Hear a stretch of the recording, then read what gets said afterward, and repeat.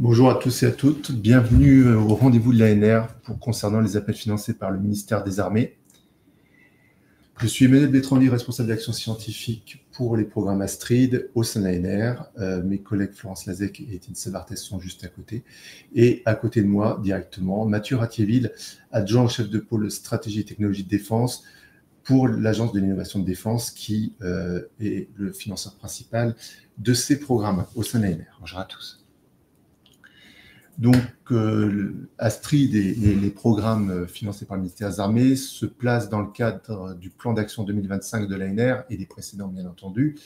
Le plan d'action 2025 de l'ANR, c'est l'appel à projet générique que vous connaissez bien, avec ses différents instruments de financement, le jeunes chercheuses, jeunes chercheurs, PRME, PRC, PRCE, PRCI, ces 56 comités d'évaluation scientifique pour évaluer les projets que vous présentez, et une sélection en 2 temps à l'acception des PRCI pour juger de la qualité scientifique de ces projets et d'éventuels financements. L'appel à projet générique est accompagné aussi par des appels spécifiques qui ont chacun des buts différents. Certains sont tournés vers l'Europe et l'international, les projets bilatéraux, le GPI, ERANET, MRSEI, SRSEI, TERC, Access ERC, Belmont Forum, etc. D'autres sont centrés sur le partenariat public-privé, comme les LabCom, les chaires industrielles, les programmes Carnot, en partie Astrid, mais totalement Astrid Maturation et Mathilde, que vous avez pu voir il y a quelque temps dans la présentation dédiée des rendez-vous de l'ANR.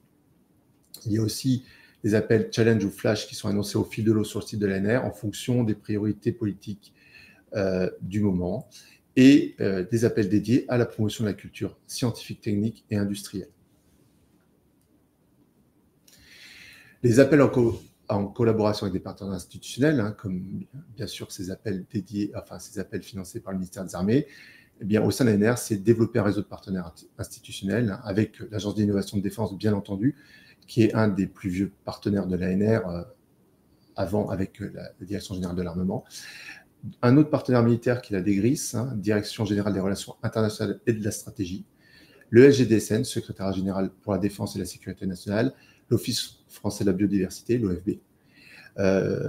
On soutient des projets de recherche dans les secteurs d'intérêt de ces partenaires, bien évidemment, et l'ANR opère aussi des appels pour des partenaires étatiques, par exemple les régions de France, Normandie, Hauts-de-France, Grand Est, Pays de Loire, Sud, etc., au travers de différentes actions comme les Étoiles montantes ou Winning Normandie.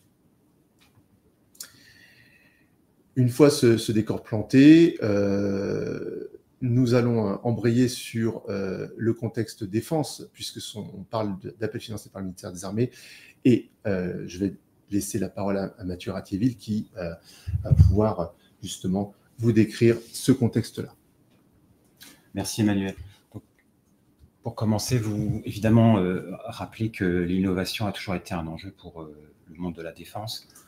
Donc sans remonter à l'Antiquité, proche de nous, enfin relativement proche de nous, on avait entre les deux guerres une direction des inventions intéressant la défense nationale. Ensuite, évidemment, cet effort s'est poursuivi, mais de manière insérée dans notamment les missions de la Direction générale de l'armement. Et en 2018, la ministre, donc à l'époque Madame Parly, a souhaité redonner de la visibilité à l'innovation de défense, notamment vis-à-vis des acteurs civils qui ne sont pas des interlocuteurs habituels de la défense, en créant une agence dédiée, donc l'agence de l'innovation de défense, qui a vocation à fédérer toutes les initiatives dans le domaine. Donc c'est un service qui est logé au sein de la Direction générale de l'armement, donc qui est l'organisme qui a pour mission principale d'équiper les armées. Et donc c'est un service qui regroupe à peu près 130 personnes d'horizons divers, donc des officiers, des militaires, des ingénieurs, des chercheurs et des innovateurs. Les missions de l'agence sont donc au nombre de 3, orienter et piloter l'innovation de défense et les mécanismes de soutien. Donc, ce sera l'objet de cette présentation, les mécanismes de soutien notamment. Détecter, expérimenter, adapter l'innovation provenant de l'écosystème civil hors défense. Donc, comme je l'évoquais, C'est une des motivations majeures de la création de l'agence, hein, d'être davantage en prise avec l'écosystème civil. Et la finalité de tous ces efforts, c'est d'accélérer, de déployer au profit des utilisateurs, notamment les forces armées.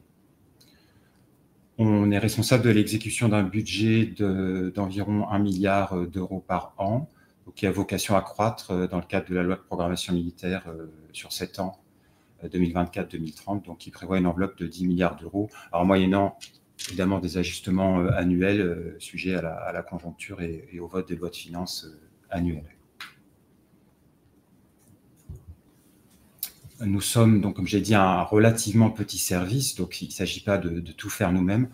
On s'appuie énormément sur un réseau de partenariats, alors à la fois à l'échelle locale, avec par exemple des pôles d'innovation qui sont construits autour de centres d'expertise des armées, notamment, et puis aussi à l'échelon national en concluant des partenariats avec les grands organismes du domaine, donc l'ANR, comme évidemment on le voit aujourd'hui, INRIA, le CNRS, des opérateurs sous tutelle de l'État, comme et en partie pour le CEA sous tutelle du ministère, et complètement pour l'ONERA, donc sous tutelle du ministère, les écoles, là aussi sous tutelle du ministère et d'autres, les pôles de compétitivité, etc. Enfin, tout l'écosystème, on essaye de vraiment prendre langue avec tout l'écosystème d'innovation nationale et au-delà.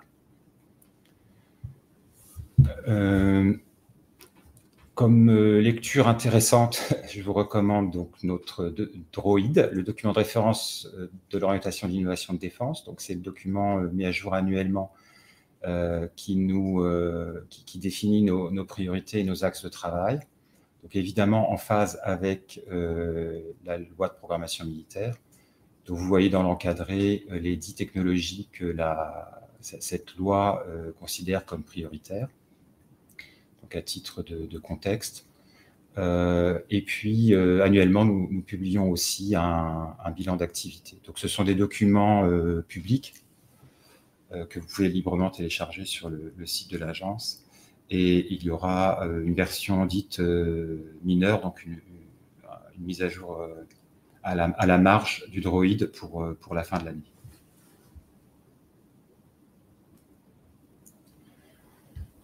Pour en venir à la mise en œuvre de notre politique d'innovation, donc elle se décline par 4 types de projets, de mécanismes, disons, de soutien à l'innovation, donc qui couvrent tout le spectre de nos missions et des acteurs avec lesquels nous sommes en partenariat. Donc, vous avez les projets de technologie de défense qui sont typiquement de gros projets, donc de montants importants et qui s'adressent plutôt, qui impliquent les gros industriels du monde de la défense et qui ont une vocation à faire maturer les technologies pour les futurs grands programmes de défense. Vous avez ensuite les projets d'accélération d'innovation. Donc là, il s'agit davantage de soutenir des initiatives d'ampleur plus modeste et auprès d'acteurs moins traditionnels. Donc, par exemple, pour expérimenter le détournement d'une innovation portée par une entreprise civile, ou bien pour répondre à un besoin ponctuel ou à satisfaire un irritant que nos services rencontrent. Vous avez aussi les projets d'innovation participative. Donc, on encourage fortement les membres même du ministère, donc les administratifs et aussi les opérationnels, à être innovants, et on soutient leurs idées. Donc, vous voyez par exemple l'illustration d'un système de harnais amélioré pour qu'un parachutiste puisse sauter avec son chien, donc qui améliore considérablement les conditions de ce saut et la disponibilité du chien et son bien-être. Et puis, ce qui vous intéresse plus particulièrement, les projets de recherche. Donc là, vocation à explorer ce qui constituera le socle des technologies de demain pour nos systèmes. Donc, si je fais un zoom sur les projets de recherche, donc on y consacre environ 40 millions d'euros par an et on fonctionne par appel à projet et subventions sur coût additionnel en général. Donc, il s'agit notamment de financer des thèses. Alors, c'est principalement un cofinancement, donc un demi-financement. En général, on préfère quand un autre partenaire contribue au financement. On en lance plus d'une centaine par an. L'appel à projet classique le plus vaste se fait en fin d'année ou en janvier avec une échéance pour la remise des dossiers mi-mars. On subventionne aussi des projets de recherche auprès des écoles sous tutelle du ministère, donc l'ISAE, l'ENSTA Bretagne, qui fusionne, comme vous le savez probablement, avec l'ENSTA Paris, l'école de l'air et de l'espace et l'école navale, principalement, avec des partenaires le cas échéant. Alors, vous noterez qu'il n'y a pas l'école polytechnique ni l'ENSTA Paris qui font l'objet du partenariat avec l'Institut Polytechnique de Paris, le CIEDS, Centre interdisciplinaire d'études de défense et de sécurité, qui a son propre appel à projet, qui apparaît sur la gauche. Les Astrides, donc ça sera développé par Emmanuel plus tard. Et donc, des partenariats aussi qui nous permettent de, comme je l'ai évoqué précédemment, de conclure des projets de soutien des projets de recherche auprès des grands organismes. La finalité ne s'arrête pas à la recherche, hein, donc il s'agit bien, comme je l'ai dit, d'accompagner la maturation des technologies vers des applications pour la défense. Donc à ce titre-là, d'intérêt pour vous, il y a notamment l'Astrid Maturation et le Mathilde qui vise à soutenir le mariage des travaux de recherche avec un industriel. Donc ça sera aussi évoqué ultérieurement. Et puis un dispositif qui n'est pas mis en œuvre par l'ANR, le RAPID, donc qui peut vous intéresser également, et on vous donnera le point de contact à la fin. Donc là, il faut que le porteur soit un industriel, mais il peut évidemment s'entourer d'une équipe académique et qui accompagne aussi la montée en maturité technologique. Alors pour la mise en œuvre de cette démarche de soutien à la recherche, on s'appuie sur une équipe de 15 responsables de domaines scientifiques, donc on s'efforce de couvrir l'ensemble des domaines scientifiques d'intérêt défense potentiel, donc y compris les sciences humaines et sociales. Et je voulais terminer avec une ouverture sur des initiatives menées par l'AID pour encore plus s'inscrire dans des modes d'action différents et en prise avec tous les talents et tous les acteurs de la vie civile. Donc, notamment, on mène un appel dédié pour des thèses dites idées, donc qui encouragent à soumettre des projets de thèse un peu hétérodoxes, disons, très audacieuses, très risquées, qui auraient peu de chances d'être retenues au titre d'un appel à projet classique. Donc, on sélectionne quelques thèses à ce titre par an. Et puis, je voulais évoquer l'activité Red Team, donc, qui a consisté pendant 3 ans à créer une réflexion sur des scénarios de menaces futures, avec notamment l'aide d'écrivains de science-fiction. Donc, ça a donné lieu notamment à des publications publiques, des livres qui peuvent être intéressants pour tout citoyen à consulter. Et donc, cette volonté d'être en prise avec, voilà, d'élargir les personnes qui sont amenées à réfléchir au futur de la défense, et c'est amplifié par la suite de la Red Team, donc qui s'appelle Initiative Radar, et qui donne lieu à un lancement le 7 novembre à la Maison de la Radio. Et si vous pouvez vous inscrire, trouver en ligne le lien pour vous inscrire. Donc c'est un appel à toute la société civile, chercheurs, étudiants, ingénieurs, pour participer à cet effort. Alors, on va prendre quelques petites questions au fil de l'eau. Hein. Il y en a une auquel tu peux répondre, Mathieu. Pourquoi l'Académie militaire de Saint-Cyr-Couët-Quidan ne figure-t-elle pas dans les écoles sous tutelle dans le cadre des projets écoles? Alors, en fait, c'est juridique. L'école du militaire de Saint-Cyr est un service du ministère, donc on ne peut pas la subventionner de la même manière qu'on subventionne les autres écoles qui ont adopté un statut le permettant. Donc, à date, on ne peut pas subventionner de projet de recherche auprès de Saint-Cyr. Voilà. On va passer à la suite. N'hésitez pas à poser vos questions au fil de l'eau. Hein. On répondra avec plus ou moins de latence suivant l'endroit de la présentation dans lequel on est. Alors, on va passer donc, comme Mathieu l'a évoqué, au dispositif en particulier, et on va commencer par le dispositif, on va fonctionner par ordre de TRL finalement, et on va commencer par Astrid, financer la recherche et l'innovation AVATR. Donc, pour faire un petit rappel historique, comme je vous ai indiqué, la collaboration entre l'ANR et le ministère des Armées, c'est une collaboration au long cours, puisqu'elle a commencé officiellement, on va dire c'est comme ça, en 2010, hein, donc ça fait 14 ans, et le ministère des Armées, à l'époque, a décidé de plusieurs actions, en particulier des cofinancements fléchés au sein des appels dits thématiques de l'époque, les appels blancs. Ça continue au sein de l'APG jusqu'en 2020, et en 2010, c'est la création d'Astrid, donc dont on va parler plus avant, et en même temps, il y avait les challenges, ce qu'on appelait à l'époque les défis repères et carottes, dans lequel la DGA était partie prenante en cofinancement de mémoire. Voilà, donc vous pouvez lire ce schéma qui va revenir plusieurs actions, on va les évoquer quasiment toutes de toute façon.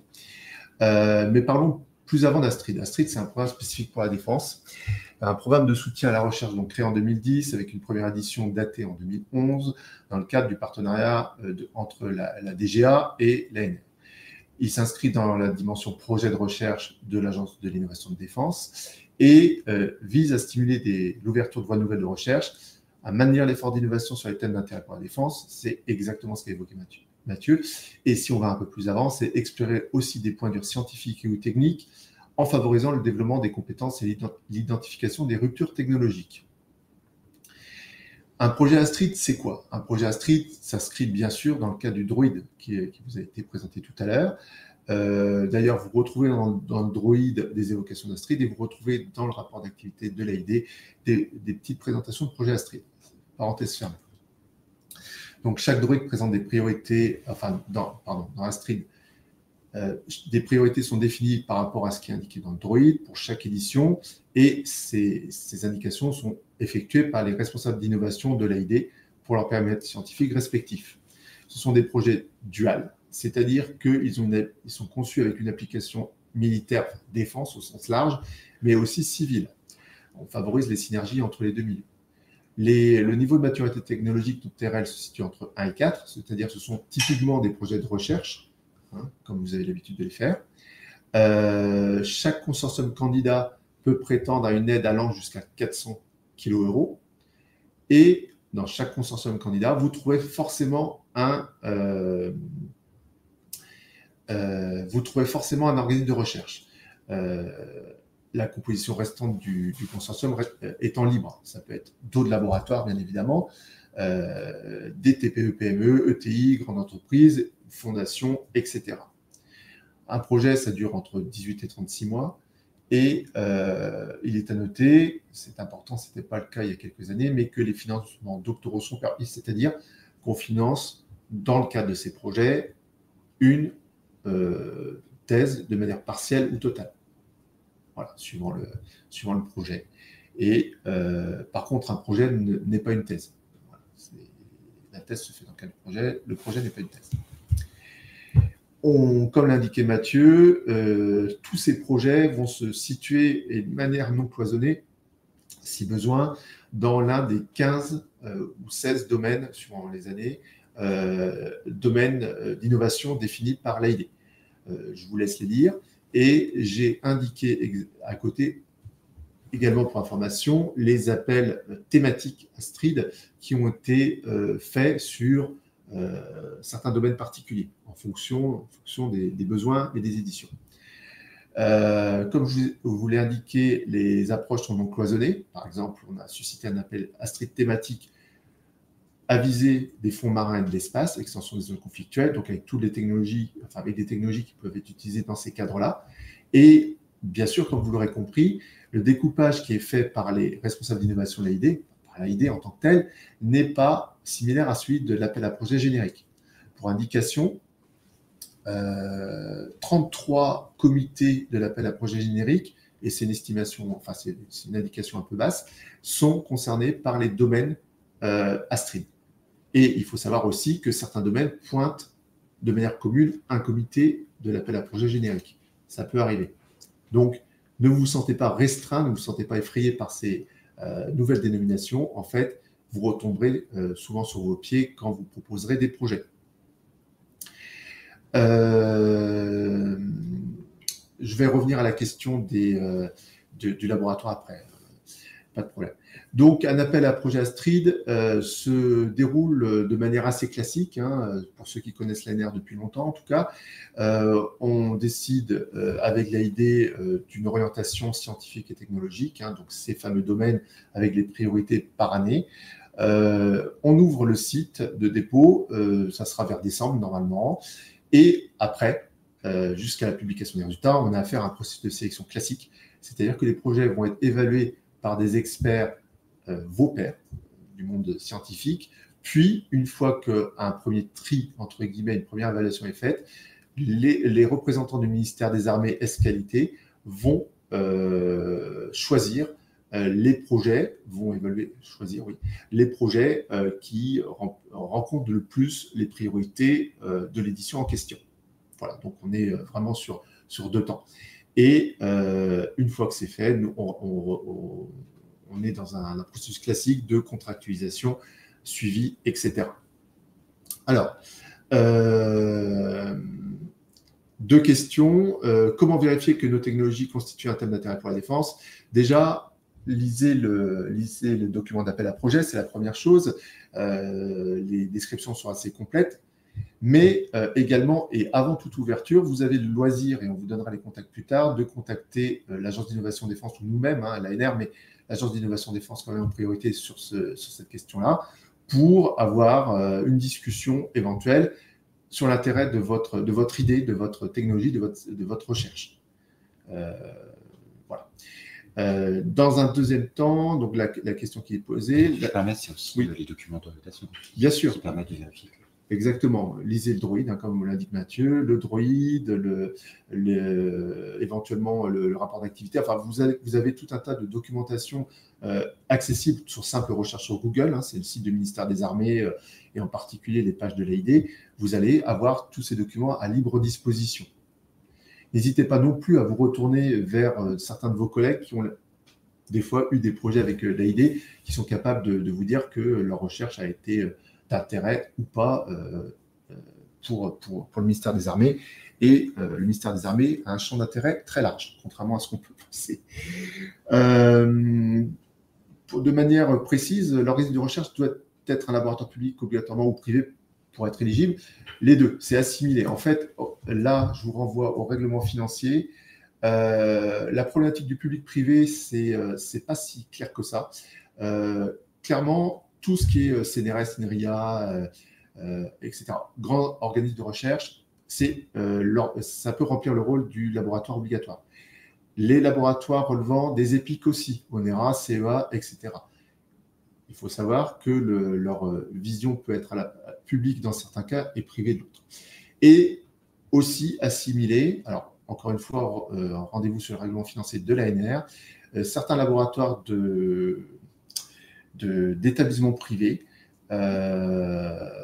d'enseignement supérieur en général, qui sont éligibles. S'il y a une question précise là-dessus, revenez vers nous pour plus tard. Effectivement, la question qui était posée, est-ce que la sélection sera une étape? La réponse est oui. Pour tous les dispositifs que vous allez voir d'ailleurs, la sélection se fait en une étape. Un seul dossier, une évaluation plus ou moins complexe, mais un seul dossier. Voilà. Pas de pré-proposition. Alors, on en parle ici d'ailleurs. Modalité générale de sélection pour Astrid, un seul tour, donc un dossier unique sur lequel on va vérifier l'éligibilité.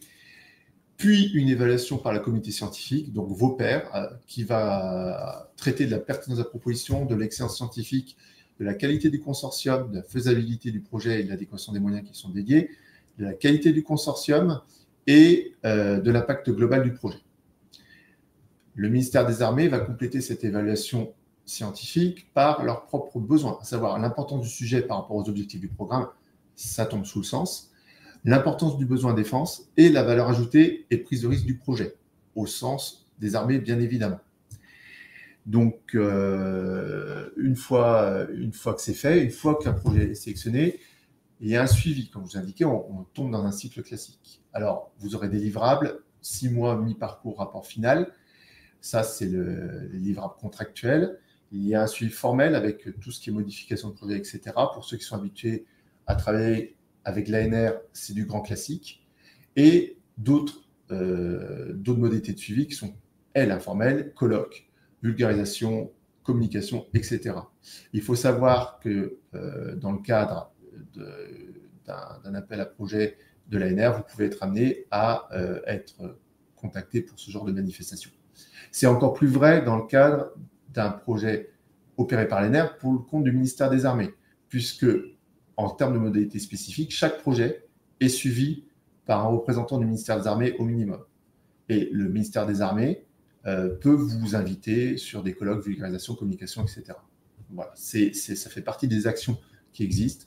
Le suivi conjoint, petite parenthèse, c'est pour les gens qui ont déjà bénéficié de ce suivi, c'est quelque chose d'extrêmement bien vu, puisque les représentants du ministère des Armées sont des gens qualifiés pour l'utilisation des technologies que vous utilisez, enfin que vous produisez, sur lesquelles vous recherchez, et donc il y a un regard d'utilisateur qui permet de faire des échanges extrêmement fructueux au fur et à mesure de l'avancée du projet. Voilà, ça, c'est quelque chose qui nous remonte de manière régulière par les personnes qui sont suivies par, les projets qui sont suivis par le ministère des Armées dans le cadre Astrid et les autres projets opérés par l'ANR pour le compte du ministère des Armées.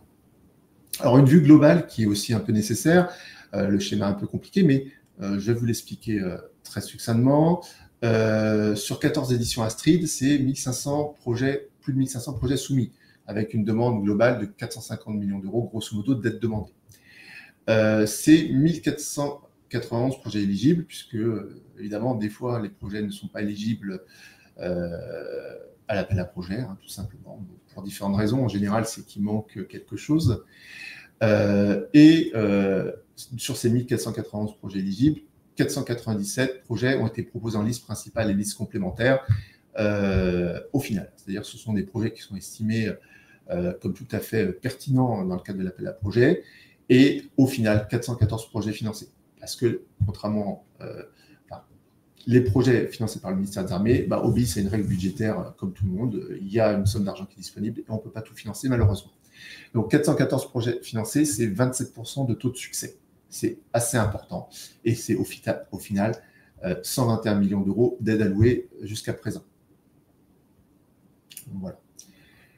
Un projet Astrid type, en général, c'est 292 000 euros, un peu plus de 292 000 euros d'aide attribuée. Alors attention, pourquoi ce montant? Tout simplement parce qu'il y a une modification au cours des années. On est passé de 300 000 euros maximum pour un projet à 400 000 euros maximum. Donc, dans les années à venir, si Astrid se poursuit, il n'y a pas de raison qu'il ne se poursuive pas, cette aide moyenne par projet va augmenter de manière mécanique. Là, on est sur la pure mécanique. Un partenaire moyen, et ça ne change jamais, c'est environ 3 partenaires. Ça ne veut pas dire que vous êtes obligé de proposer 3 partenaires, ça veut dire que c'est ce qu'on constate. Des projets monopartenaires sont financés, des projets à 6 partenaires sont financés aussi, comme vous l'avez indiqué. 414 projets financés, 1190 partenaires. L'aide moyenne par partenaire, et encore une fois, on reste dans cette historique 300-400 aussi, il ne faut pas l'oublier, c'est 101 000 euros. Alors, le coordinateur en général a un peu plus, tout simplement parce qu'il y a aussi des effets mécaniques. Quand il y a un projet à un seul partenaire, il y a un coordinateur, un partenaire. Voilà. Et l'aide moyenne en partenaire non coordinateur, c'est environ 70 000 euros. Encore une fois, ce sont des constats, ce ne sont pas des obligations du tout. Et surtout, pour vous, il n'y a pas de thématique type. Autrement dit, tout le spectre proposé au sein des thématiques de l'AID est couvert. Voilà. Donc, si vous proposez un projet en biologie centenaire BC, vous avez autant de chances que si vous proposez un projet en ondes acoustiques radioélectriques, par exemple, pour citer que ces deux-là. Si on regarde un peu la nature des partenaires, à des projets bas TRL, on est un peu différent de ce qu'on constate à l'ANR. C'est normal, hein, il y a différents instruments, et puis le tropisme est surtout vers des projets PRC, donc avec des laboratoires uniquement. Dans Astrid, ce n'est pas tout à fait vrai, mais on constate que les 80% grosso modo des partenaires relèvent des laboratoires publics ou assimilés. Donc, grosso modo, laboratoire public ou EPIC, hein, et vous y adjoignez des partenaires relevant des fondations de recherche, PME, ETI, grandes entreprises. Pour les coordinateurs, les laboratoires publics ou assimilés sont un peu plus présents encore que dans les partenaires que de manière générale. Voilà. Donc ça, c'est tout à fait normal. Il n'y a pas d'obligation, comme vous indiquez, à avoir un partenaire entreprise dans un Astrid. Même si certains projets le présentent et ça peut être tout à fait pertinent, bien entendu. De manière indicative, donc on passe cette fois-ci aux astrides thématiques. Donc les astrides thématiques, pour indication, c'est des nouveaux appels qui ont été suscités à partir de l'année 2020 pour pointer de manière un peu plus prioritaire certaines thématiques. Alors, en 2020, c'était le quantique. Donc après, on a eu robotique, intelligence artificielle, guerre cognitive, etc. Donc on balaye tout un champ de thématiques. Donc, un appel thématique, ça relève d'un périmètre scientifique répondant aux priorités ministérielles d'innovation. Ça ne change pas, mais avec un accent sur une thématique précise. Les autres caractéristiques du projet, en termes de financement, durée, TRL, etc., sont tout à fait similaires à Astrid. C'est identique même. Durée de sélection, elle est plus courte. Les modalités de déroulement se font à façon, mais globalement, on reste sur une étape, comme je vous ai indiqué, et les jurys sont différents, ils sont mixtes. Donc, on raccourcit le temps de sélection, mais on reste sur un jury, enfin sur une évaluation par les pairs et une évaluation par les spécialistes du ministère des Armées, bien entendu. Et pour ce qui concerne les modalités de suivi et de suite, c'est tout à fait similaire à ce que vous avez dans Astrid, puisque Astrid maturation découle Astrid thématique découle d'Astrid de manière directe. Alors, de manière générale, bien sûr, bien lire les documents d'appel à projet sur l'ensemble des critères mis en œuvre pour pas que vous soyez surpris. Il y a toujours des gens qui s'étonnent des critères de sélection, sauf qu'ils sont tous définis de manière claire, transparente, et qu'il n'y a que ces critères-là qui sont traités. Bien entendu, avec un retour au porteur, bien entendu également. Jusqu'à présent, comme je vous ai dit, c'est à façon, suivant les années. Donc, on a publié à l'heure actuelle 8 appels thématiques. Donc, en 2020, les technologies quantiques, intelligence artificielle et robotique en 2021, énergie et guerre cognitive en 2022 et extension des zones conflictuelles en 2023. En cours, actuellement, un autre appel à Astrid Énergie, et je ne vous donne pas d'indication sur cet appel-là puisqu'il est en cours. Donc, vous voyez, grosso modo, c'est un budget qui est entre 1,5 et 2 millions d'euros suivant la qualité des projets pour chaque appel thématique. Pour l'année 2024-2025, en termes de calendrier prévisionnel, nous sortirons un appel Astrid normalement en décembre 2024, sauf contre-ordre, sauf imprévu. Et les Astrid thématiques, c'est selon une décision de l'AID. Donc, pour l'instant, nous n'avons pas pris de décision conjointement avec l'AID sur si un appel Astrid thématique sortira et quel en sera le contenu. Voilà. Mais restez informez-vous. De toute façon, ça sera publié et sur les pages de l'Agence nationale de la recherche et sur les pages de l'AID. Donc, sur les réseaux sociaux, avec le Twitter de l'ANR, par exemple, etc. Donc, pour ce qui concerne ce qui va venir, de les modifications notables, il n'y en a pas prévu. Et les conseils de suggestions qu'on peut faire, bien lire les documents d'appel à projet, évidemment, en particulier les thématiques et les critères de sélection, qui changent peu, mais les thématiques, par contre, peuvent être amenées à changer. Donc, en particulier, vous ferez attention à l'encadrement, s'entend l'encadrement financier, le consortium et sa composition. Bien entendu, nous ne financerons pas, ça c'est réglementaire, un consortium avec uniquement des entreprises. Donc, je vous ai indiqué les priorités thématiques, etc. Il peut y avoir d'autres petits détails. Comme je vous ai indiqué également, et c'est la question qui se posait tout à l'heure, ne pas hésiter à solliciter les points de contact des armées sur le projet. Attention, avant l'ouverture des dépôts de projet, puisque un contact pendant la période d'ouverture, c'est inéligibilité du projet. Voilà. Par contre, si vous n'êtes pas en dépôt ou si vous pensez l'année suivante, n'hésitez pas à les contacter de toute façon, ça fait partie de leur métier et ça peut déboucher sur d'autres choses qu'Astrid si votre projet n'est pas tout à fait dans le cadre Astrid, mais sur d'autres opportunités. Donc Astrid, c'est du bas TRL. Si la défense finance du bas TRL, c'est également, comme l'indiquait Mathieu, pour partir sur des technologies qui vont être maturées et intégrées dans les forces ou intégrées dans l'écosystème civil et qui pourront être employées par les forces par la suite. Et on a tout un tas d'exemples au sein d'Astrid maintenant. Si on revient à ça, à ce petit schéma temporel, Astrid Maturation, c'est en 2013 que ça a été fondé. Et en 2023, un nouveau dispositif a été mis en place sur une espèce de croisement finalement entre Astrid Maturation et les Astrid thématiques pour donner le dispositif Matic. Je vais vous en parler. Donc le contexte, c'est un besoin exprimé par le ministère des Armées au vu des premiers résultats des projets Astrid. Donc il y a eu des succès assez vite, tant mieux pour nous, pour dire que ces succès devaient être poursuivis par maturation de ces projets et peut-être intégration au sein des forces ou dans l'écosystème civil. Donc, c'est ce qui a été annoncé en 2013 par le ministre Le Drian à l'époque. Et donc, Astrid Maturation a été créé dans le cadre du pacte Défense PME qui est devenu le plan Action PME du ministère des Armées en 2018. Ce programme s'inscrit dans la dimension programme d'accélération de l'innovation de l'Agence de l'innovation de défense, dont vous a parlé Mathieu tout à l'heure. Et cette fois-ci, on soutient des projets de recherche portés par des consortiums impliquant à la fois des organismes de recherche publics ou assimilés et des sociétés commerciales, comprendre des entreprises, bien évidemment. Et ce dispositif accompagne la maturation de travaux académiques et le transfert de technologies vers les entreprises. Il s'agit de franchir la vallée de la mort, pour ceux qui sont familiers avec le paysage TRL, c'est-à-dire la transposition d'une recherche de laboratoire, grosso modo, à une pré-industrialisation. Et après, il y a d'autres écueils, mais ça sera porté par d'autres organismes que l'ANR, comme la BPI, par exemple, des fois en lien avec l'EIT d'ailleurs. Donc, qu'est-ce qu'un dispositif, qu'est-ce qu'un projet Astrid Maturation de manière globale? Un projet Astrid Maturation, c'est un projet suite, ça, il faut le savoir. C'est un projet suite d'un projet ayant reçu un financement défense dont font partie les Astrid. Astrid Maturation est un appel fermé à ce titre-là.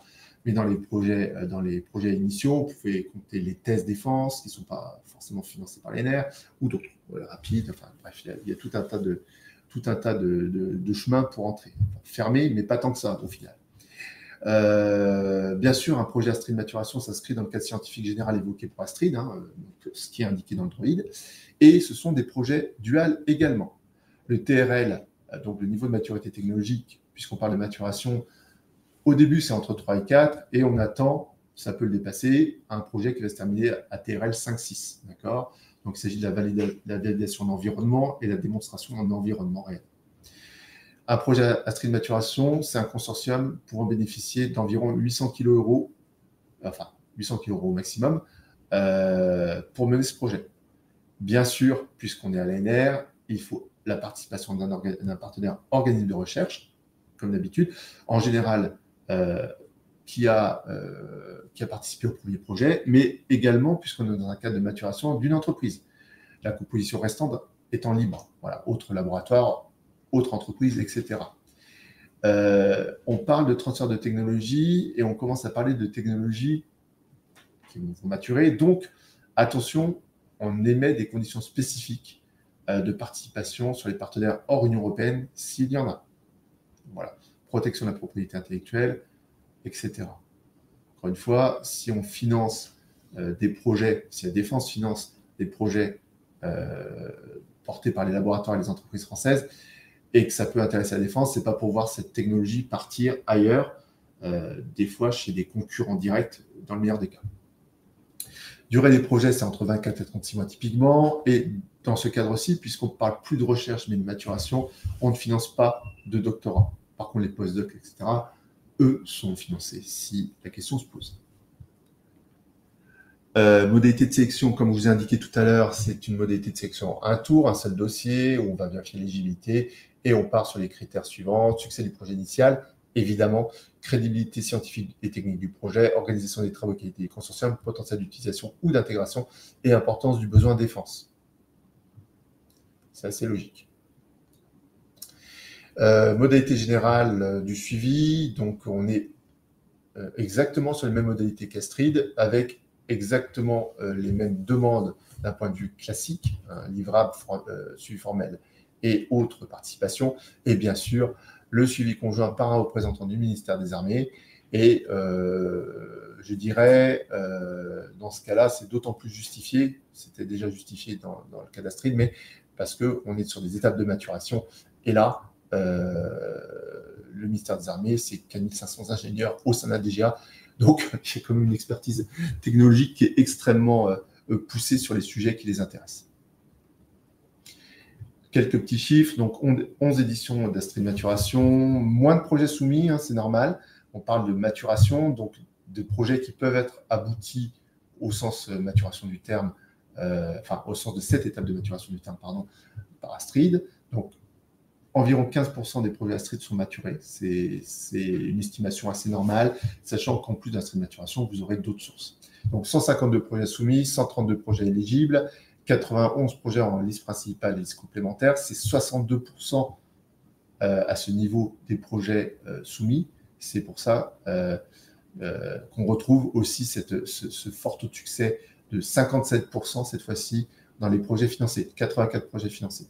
Une des raisons qu'on peut évoquer, c'est justement la participation des personnels de défense au suivi, puisqu'il y a une meilleure orientation, c'est un constat, et un meilleur conseil. Encore une fois, les consortiums restent propriétaires de leur recherche, de leur technologie, bien entendu, mais en tout cas, ils ont des conseillers finalement au long de l'exécution de leur projet. C'est un bonus. Un projet type Astrid Maturation, là aussi, il y a une évolution en termes d'assiette de financement, donc vous allez l'avoir traduite dans ces chiffres, mais l'aide moyenne par projet, c'est 522 000 euros. Pas 522 millions, on serait sur des PTD cette fois-ci, et encore, sur des gros PTD. C'est un partenariat moyen qui est un peu plus élevé qu'Astrid, 3,6 partenaires par projet, et avec au minimum 2 partenaires, c'est obligatoire 2 partenaires minimum, et au maximum 6 partenaires. C'est un constat, encore une fois, ce n'est pas des indications obligatoires. L'aide moyenne par partenaire, c'est 144 000 euros, grosso modo, avec une aide plus importante pour le coordinateur, c'est un constat, de 210 000 euros.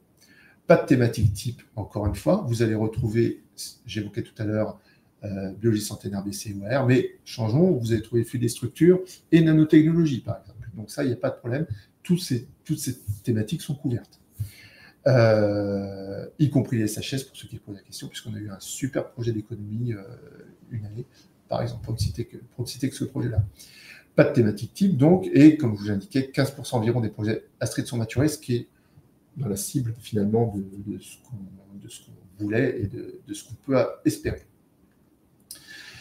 Pour la nature des partenaires, évidemment, elle est beaucoup plus partagée que pour Astrid, puisque, grosso modo, vous avez un peu plus de 50%, 53%, grosso modo, poussons jusqu'à 54% de laboratoires publics ou assimilés, ce qui est assez normal, et le reste étant des entreprises, qu'elles soient grandes, petites ou moyennes. Pour les coordinateurs, on retrouve par contre ce tropisme du coordinateur issu d'un laboratoire public ou assimilé, ce qui n'est pas étonnant non plus. On est sur une phase de transfert, on n'attend pas à ce qu'il y ait une prise c'est aussi un constat, ce n'est pas du tout une indication, qu'il y ait une prise de contrôle immédiate de l'entreprise ou ce genre de choses. Voilà. Pour ce qui est de 2024-2025, en termes prévisionnels, 2 sessions, comme depuis quelques années, une en janvier et une en mars-avril. Donc, un seul dossier par session et à chaque fois une évolution concurrentielle. Une évaluation concurrentielle, excusez-moi. Modification notable à venir, pas de modification notable à venir. Et conseil de suggestion, toujours les mêmes. Bien lire les documents d'appel à projet, évidemment, en particulier sur le niveau de TRL, sur la composition du consortium, fenêtre d'éligibilité, parce qu'il y a une petite fenêtre d'éligibilité. On ne va pas maturer des projets qui sont arrivés, qui ont abouti 10 ans avant. Il n'y a plus d'intérêt. Mais c'est grosso modo 3 ans. Voilà. Vous avez 3 ans pour monter votre projet de maturation, ou un peu moins. Je réitère mon conseil initial, ne pas hésiter à solliciter les suiveurs des armées sur le projet et sur la pertinence de la valorisation envisagée. avant l'ouverture des dépôts de projet. Attention aussi, c'est d'autant plus facile dans ce cas-là que les projets Astrid Maturation sont issus de projets déjà suivis par le ministère des Armées et que vous avez donc au moins un contact direct. C'est d'ailleurs ce qui se passe en général. Il y a toujours ces échanges qui sont très fructueux sur la pertinence ou pas de continuer dans le dispositif Astrid Maturation. En plus d'Astrid et Astrid Maturation, au sein de l'ANR, vous avez vu pour l'AID tout à l'heure avec Mathieu, il y a d'autres outils qui existent pour la recherche et l'innovation de défense de manière un peu plus ponctuelle. Alors, comme indiqué, sur ce schéma temporel, vous avez bien sûr ce qui se faisait dans le blanc à l'époque et l'APG par la suite jusqu'en 2020. Mais vous avez également en bas, vous avez des petits rectangles qui correspondent au challenge et avec ce petit rectangle un peu particulier qui est la chaire IA. Ces dispositifs qui ont été financés ponctuellement, on va en parler. Alors, le premier que je souhaite évoquer, c'est l'instrument Mathilde qui a été créé en 2023, qui est un Astrid Maturation ouvert, si on peut simplifier comme ça. Donc, un Astrid Maturation ouvert, mais un Astrid Maturation thématique. L'Astrid en 2023, c'était extension des zones conflictuelles, fonds marins et espace. Voilà. Donc, l'AID a décidé, avec l'ANR, d'ouvrir cet appel particulier. Et donc, ce sont sur une thématique particulière, ce sont des projets de TRL médian, comme Astrid Maturation. Et comme Astrid Maturation, chaque consortium comporte au moins un organisme de recherche et un industriel. Voilà. Et bien sûr, votre projet portera sur la thématique décrite. Si demain, on parlait de, je ne sais pas, de géosciences, admettons, on reste un peu dans le cadre de l'extension des zones conflictuelles, mais ça devrait être sur cette thématique et pas sur une autre. Mais l'AID et la DG avant elle a utilisé aussi d'autres outils au sein de l'ANR. Les outils de challenge, avant ça s'appelait les défis, mais c'est devenu les challenges. Donc, on peut citer par exemple Mobilex en 2023. Dans ce cas-là, on est sur un financement ou un cofinancement par le ministère des Armées pour confronter des projets de recherche et ou de maturation à l'épreuve du terrain, littéralement, via des épreuves compétitives. Pour Mobilex, c'est du robot mobile, du repérage, et ces projets vont tester leurs solutions sur la Bourge, enfin, sur les terrains du ministère des Armées, vraiment dans des conditions réelles. Le ministère des Armées a aussi cofinancé des chaires industrielles sur l'intelligence artificielle, en l'occurrence, en 2021 ou 2020, je ne sais plus. On a utilisé des appels à manifestation d'intérêt pour désigner des appels à projets. Donc, on sonde des acteurs de la recherche pour certaines thématiques. Et suivant les réponses, on décide de susciter ou pas un appel à projet. D'ailleurs, Mathilde et l'Astrid thématique liée EZC ont été suscités après un AMI. Voilà. Donc, ces AMI appellent des réponses rapides. Ce sont des idées de projet, pas des projets, pour appuyer la programmation de l'idée. Et elles ne débouchent pas en tant que telles sur un financement, mais peuvent conduire à la création d'un AP.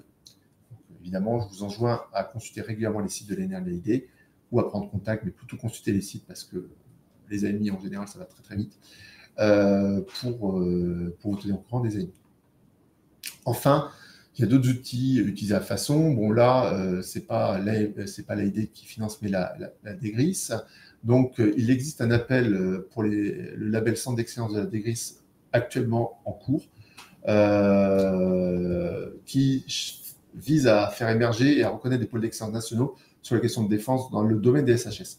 Donc là, je ne peux pas vous renseigner plus avant, mais je vous engage à aller sur le site de l'ANR où vous pourrez, si ça vous intéresse, lire les documents liés à cet appel à projet. Alors, je répondrai à votre question juste après sur les startups et la spin-off. Question-réponse, ça tombe bien. Donc, je vais répondre juste à cette question rapidement et après, je vous donnerai les contacts et on passera à des questions-réponses si vous en avez. Donc, une startup et une spin-off sont-elles éligibles? Une startup n'est pas différenciée d'un point de vue réglementaire pour nous d'une autre entreprise. D'accord? Donc, elle est éligible. La spin-off est une startup, donc oui, elle est éligible aussi. Par contre, évidemment, ces entreprises, en tant que telles, le consortium globalement est évalué selon la pertinence de chacun des partenaires à un projet. Si on estime, si vos évaluateurs estime que ce n'est pas pertinent, dans ce cas, le projet ne sera pas financé. Le contraire est vrai aussi. De toute façon, une start-up peut être financée dans le cadre d'Astrid ou Astrid Maturation, ça a déjà été fait. Voilà. Là-dessus, soyez rassurés. Alors, je finis rapidement cette présentation en vous indiquant les contacts. On passera d'autres questions-réponses si vous en avez. Donc, au sein de l'Agence nationale de la recherche, les contacts sont moi-même, ma collègue Florence Lazec, qui est chargée de mission scientifique, ou mon collègue Étienne Sabartès, chargé de mission scientifique également, avec les adresses, c'est prénom.nom@anr.fr. De toute façon, cette présentation sera disponible au format PDF, vous pourrez tout reprendre, il n'y a pas de problème. L'Agence nationale de la recherche au niveau global, plus d'informations sur le site, vous les connaissez. Vous pouvez vous inscrire à la newsletter mensuelle et vous avez le portail national commun des appels à projets sur lequel apparaissent Astrid, Astrid Maturation et tous les appels à projets opérés par l'ANR pour le compte du ministère des Armées. Appel projet au pluriel pour les deux, recherche.fr. Du côté du ministère des Armées cette fois-ci et de l'Agence d'innovation de défense en particulier, vous avez un contact par domaine d'innovation. Donc, je ne vais pas vous les décrire dans le détail ici. Vous avez 16 personnes, 15 personnes. J'en étais à 16, bon, 15 personnes. Les coordonnées sont également disponibles sur le PDF de la présentation, voilà, directement. Mais vous avez une personne pour chaque domaine d'innovation de l'AID. De manière générale aussi, vous pouvez contacter mon collègue Lawari Fati au sein de l'Agence d'innovation défense pour des questions administratives et financières portant sur le dispositif de l'AID opéré par l'ANR, donc comme Astrid, Astrid Maturation, Mathilde, etc. Mathieu vous a évoqué la possibilité de présenter d'autres projets, voilà, des rapides, par exemple, ou des choses dont vous n'êtes pas sûr qu'elles tombent dans un des dispositifs qui a été évoqué. Donc, on a une flexibilité, on a d'autres, on a moyen de répondre de manière ad hoc à des idées de projets. Dans ce cas-là, l'agence a mis en place un guichet unique pour que les porteurs potentiels puissent déjà s'identifier et, le cas échéant, déposer un projet. Et ensuite, une équipe donne suite, creuse le sujet auprès de vous pour voir si effectivement c'est éligible à un des dispositifs de soutien. Donc aussi bien pour une entreprise qu'un organisme de recherche qui aurait un projet qui ne colle pas avec un appel à projet publié. Voilà. Donc n'hésitez pas à vous rendre sur ce portail unique, sur ce guichet unique. L'adresse est présente dans les planches. Comme je vous ai dit, ces planches seront disponibles au format PDF, donc il s'agira de vous rediriger vers là. Les réseaux sociaux aussi, comme vous ai indiqué, le Twitter et les LinkedIn pour les deux agences. Nous annonçons chacun de notre côté les appels, les opportunités.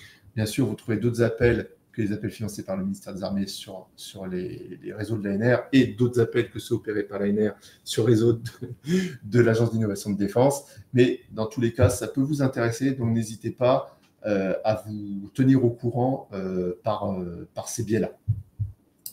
La présentation se termine ici. J'attends donc vos questions si vous souhaitez en poser par le chat. N'hésitez pas. Voilà. Merci en tout cas Mathieu d'avoir été présent. Merci à mes collègues qui sont en backup, y compris Vincent Poisson de l'ADICO. Et voilà, j'attends vos questions si vous en avez. Merci à vous tous aussi de ma part.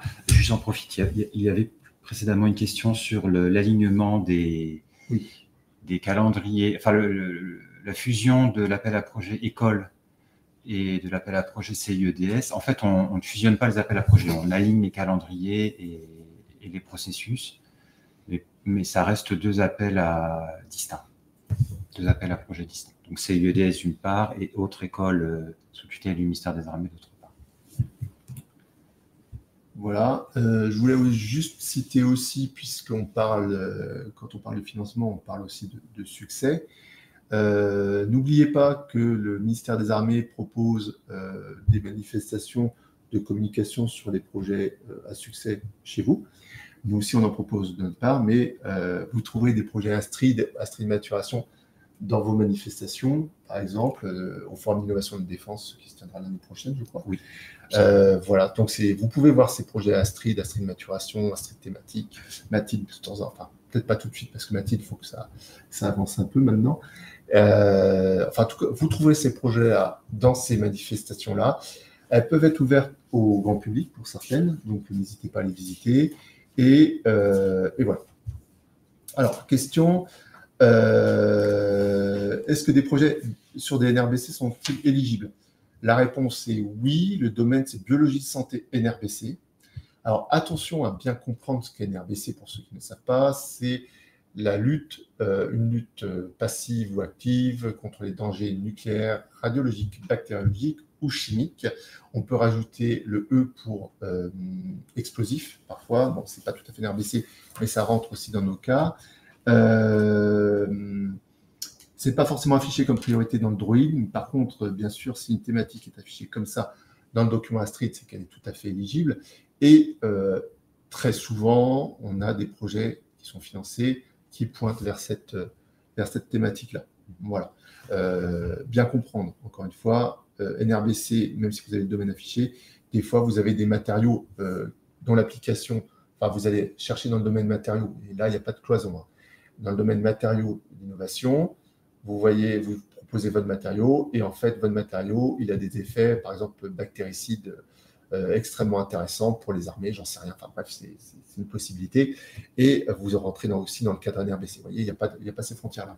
Si je peux compléter, donc c'est l'ambiguïté, disons, la difficulté peut-être d'afficher des priorités, mais effectivement, NRBC en tant que tel n'est pas une priorité de la programmation militaire et donc du Droid. Cela dit, c'est un domaine couvert et au titre des projets de recherche, on essaye de... je pense que les priorités du Droid servent davantage à orienter par exemple les appels à projets thématiques, comme dans le passé. Donc, quand on veut faire un zoom et donner un petit plus à un domaine particulier, mais en général, on traite tous les domaines scientifiques, là, les 15 domaines scientifiques, de manière équitable, disons. Donc, il n'y a aucune réserve à instruire des propositions NRBC. Le critère restant, in fine, l'intérêt défense. Enfin, la dualité et le niveau scientifique, bien évidemment. Ça tombe sous le sens, en fait. Voilà, donc le NRBC, bien sûr. Voilà. Il y a d'autres qui ne sont pas affichés. Effectivement, le Droid affiche 10 grandes priorités. Ce ne sont pas uniquement celles-là. Typiquement, un projet Astrid doit-il viser au recrutement d'un doctorant ou d'un postdoctorant sur la durée du projet? La réponse est non. Il n'y a aucune obligation à recruter un doctorant ou un postdoctorant sur la durée du projet, pas du tout. Il n'y a aucune obligation à ne pas le faire non plus. Voilà, ça dépend. Encore une fois, votre projet va être jugé sur la pertinence de sa construction. Si vous pensez, à juste titre ou pas, mais ça c'est vos pairs qui vont le dire, qu'un doctorant ou d'un postdoctorant peut être utile, eh bien dans ce cas-là, vous l'affichez. Est-ce qu'on finance des postdoctorants et des doctorants? Je dirais les postdoctorants depuis le début d'Astrid, oui. Ça, c'est chaque année. Je ne pourrais pas vous quantifier le nombre de projets, mais s'il n'y en a pas 50%, c'est que c'est plus. Sur les doctorants, c'est plus récent. Et c'est pareil, voilà. Il y a des gens qui pensent que c'est pertinent, il y en a d'autres qui pensent que ça ne l'est pas. Voilà. Sentez-vous libre à partir du moment où il y a une cohérence dans l'ensemble du projet. Ce que je tiens à dire, par contre, et je le répète, un projet Astrid, ce n'est pas un financement de thèse, au sens où s'il n'y a qu'une thèse dedans, allez voir vers les thèses de la défense, mais ce n'est pas un projet Astrid. Voilà, c'est vraiment ce qu'il faut dire. Et autre chose qui est important aussi de noter, on juge sur la cohérence du projet.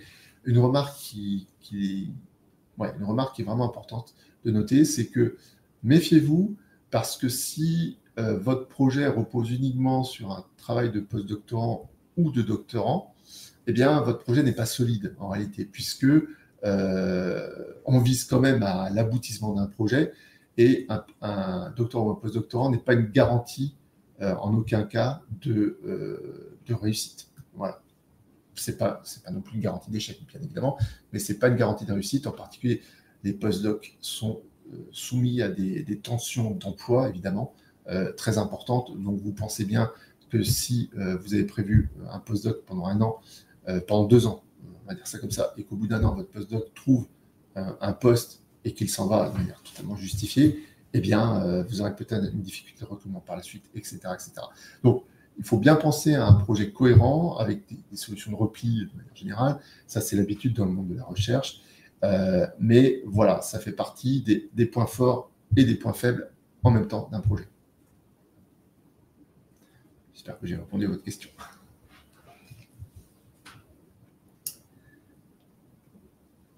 Je ne vois pas d'autres questions. Je laisse 30 secondes pour en rajouter, si vous le souhaitez. Bon, tu veux évoquer d'autres points, Mathieu, peut-être? Non. Donc, je vous invite, dans la présentation globale, donc, vous aurez les adresses mail des responsables d'innovation scientifique. Donc, encore une fois, n'hésitez pas, dans vos domaines respectifs, à prendre contact avec eux. En amont des appels à projets opérés par l'ANR. Bien sûr. Alors, autre question, les taux d'aide sont disponibles dans le règlement financier? Oui, bien sûr. Voilà. Elles sont variables suivant la nature des partenaires, comme indiqué dans le règlement financier. Et si vous avez des questions un peu plus précises, venez vers l'ANR, puisque c'est notre domaine en particulier. On vous expliquera tout ça. Donc, je ne vois pas d'autres questions hormis celle-là. On va donc finir notre session Rendez-vous l'ANR, appel financé par le ministère des Armées. Je remercie encore Mathieu pour sa présence. Je remercie les collègues qui sont derrière et je vous souhaite une excellente journée. N'hésitez pas à nous contacter si nécessaire et les planches seront communiquées dans quelques temps, très prochainement, par notre direction de la communication et vous aurez tous les renseignements que vous pourrez avoir sur les contacts, en particulier au ministère des Armées, avec en particulier les adresses mail. Voilà. Je vous remercie. Bonne journée. Au revoir. Au revoir.